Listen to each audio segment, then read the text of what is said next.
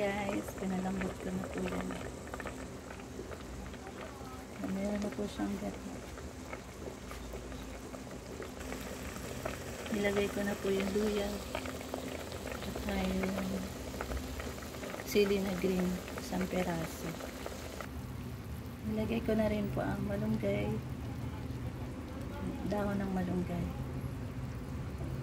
Masustansya ito guys.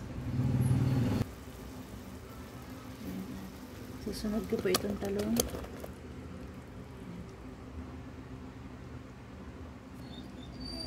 At ayan po, nilagay ko na yung aking piniritong Gigi.